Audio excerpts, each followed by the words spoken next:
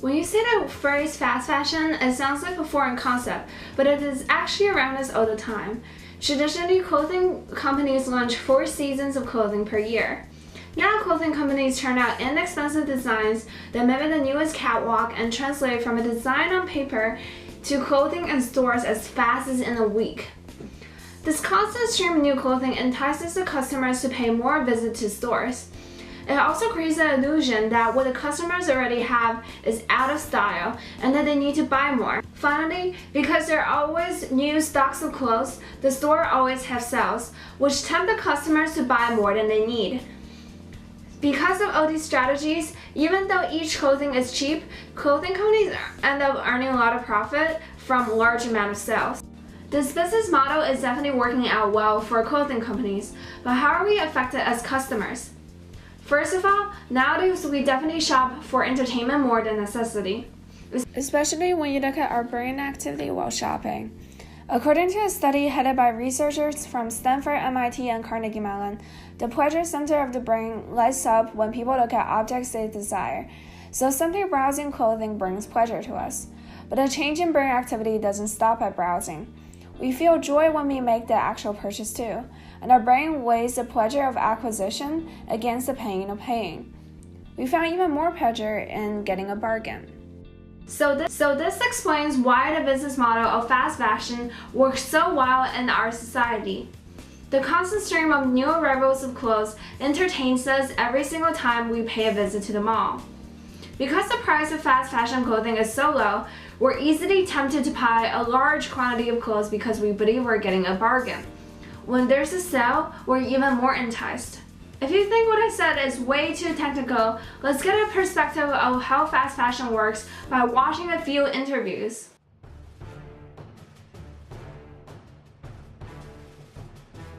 So how often do you go shopping? Maybe like once, twice a week. I just go just to go. I don't really buy much. Like just go to the mall to hang out with your friends too, or do you like shop to buy stuff? I like to just go to mall, walking around with my friends and then looking stuff. Yeah. Mainly because of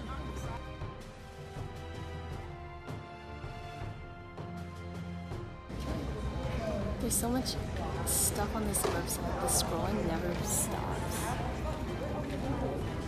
You know, like I kind of get annoyed and click out because there's just so much stuff and I get overwhelmed.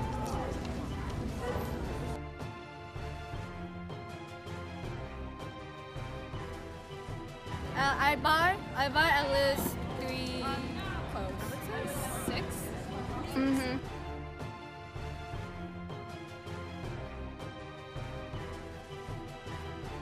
So some of us love clothes or just love getting a good bargain. What's wrong with that? Who cares if people say we're too materialistic? But when shopping malls become the most popular destination for weekend hangouts, we end up with a lot of clothes we don't need that just end up collecting dust at the back of our wardrobe. According to the American Apparel and Footwear Association, Americans purchase an average of 63.7 garments per year. A lot of the purchases turn out to be unworn. As an email survey of American women found that those who responded own an average of $550 of unworn clothes.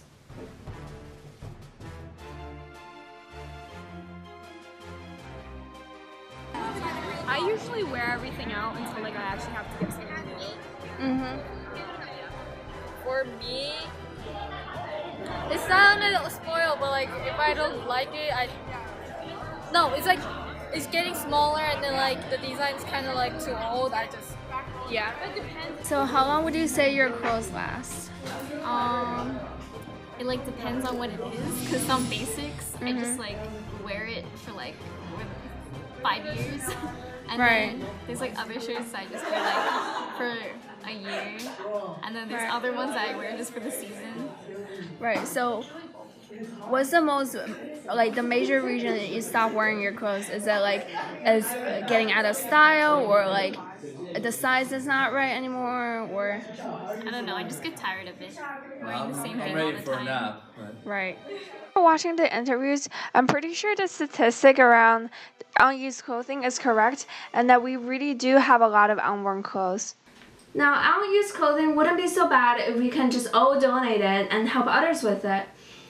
But in reality, if you're donating all of your clothes away, you're among the minority. Americans only recycle or donate about 15% of their used clothing. According to the Environmental Protection Agency, 15 million tons of textile waste was generated in 2013, of which 2.8 million tons were discarded. However, even when used clothes is donated, it most likely does not get a second life. Secondhand stores receive so much extra clothing that they only sell about 20% of it. And most likely they wouldn't even put the fast fashion clothing that you donate on the shelf because it is low quality and therefore has low resale value. In the end, most of the donated clothing will be recycled into rags and fibers. While customers struggle to find an environmental friendly solution for their old clothes, retailers also constantly have to struggle to find a way to dispose of their unsold clothing. One of these stores is the fashion giant H&M, which according to the New York Times has a whopping $4.3 billion in unsold clothes as of March.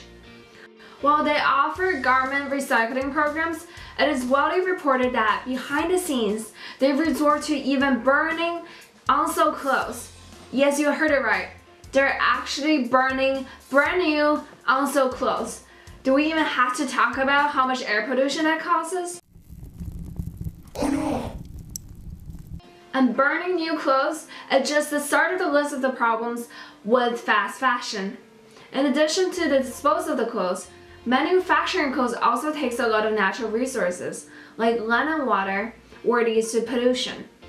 There's a lot of debate around which material is more environmental friendly, and I decided to go to a shopping mall to investigate the pros and cons of different materials.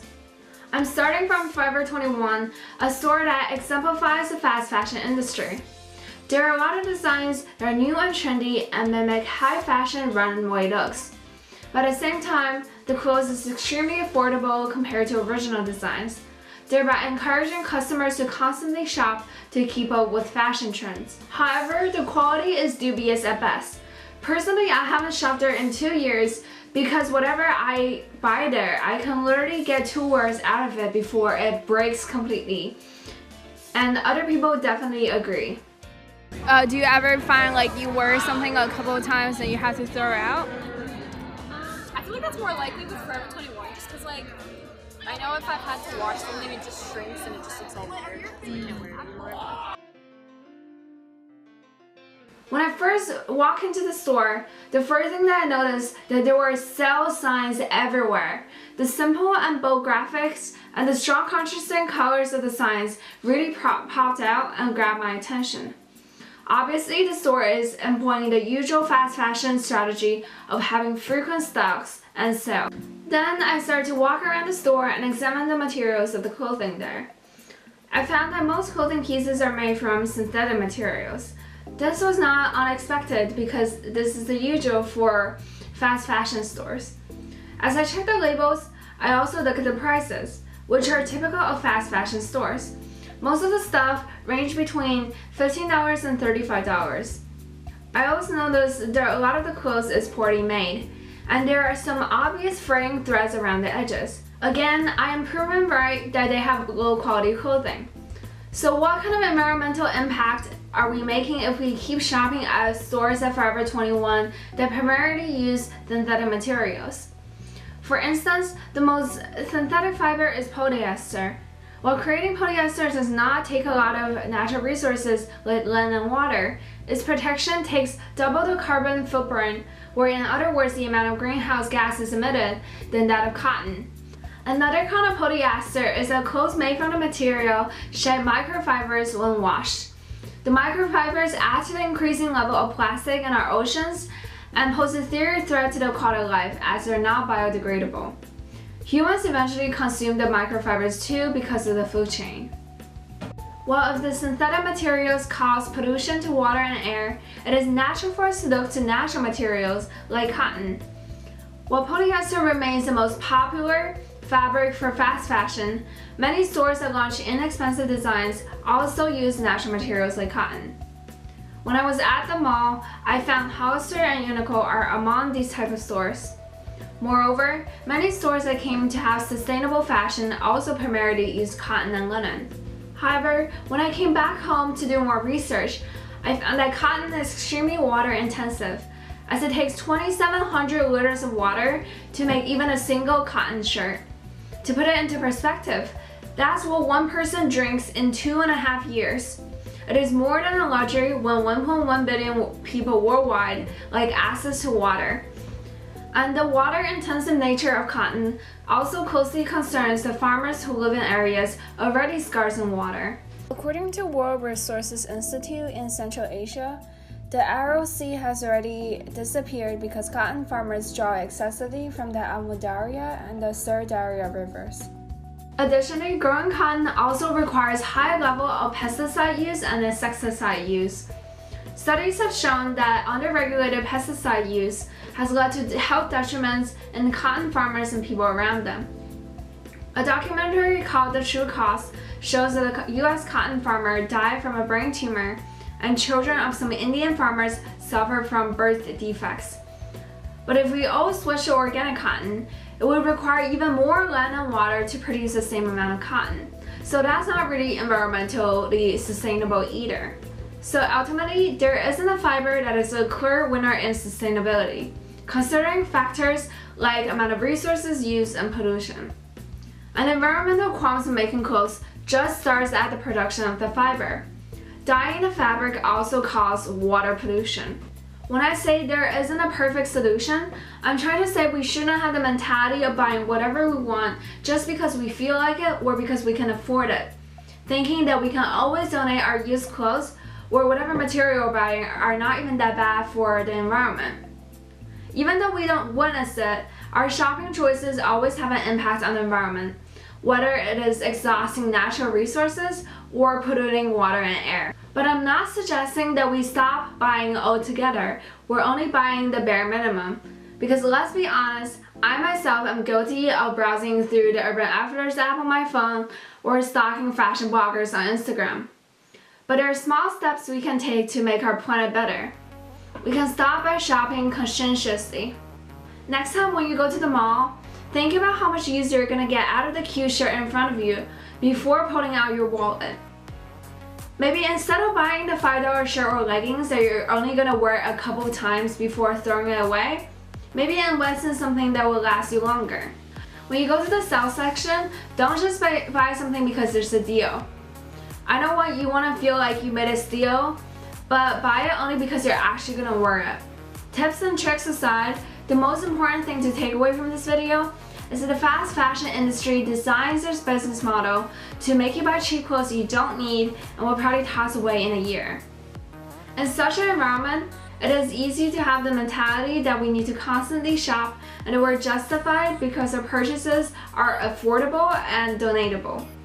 But just remember that every single one of our fashion choices has an impact on the environment, and that you can choose to make a positive impact by buying conscientiously and buying less. If you don't care about the environment, just think about how many cups of bubble tea and how many burgers you can buy with the money that you save from shopping less.